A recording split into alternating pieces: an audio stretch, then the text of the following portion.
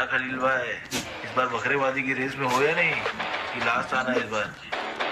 ये रेस हमेशा से मेरी थी और मेरी ही रहेगी, क्योंकि इस रेस का सबसे पुराना खिलाड़ी मैं हूं।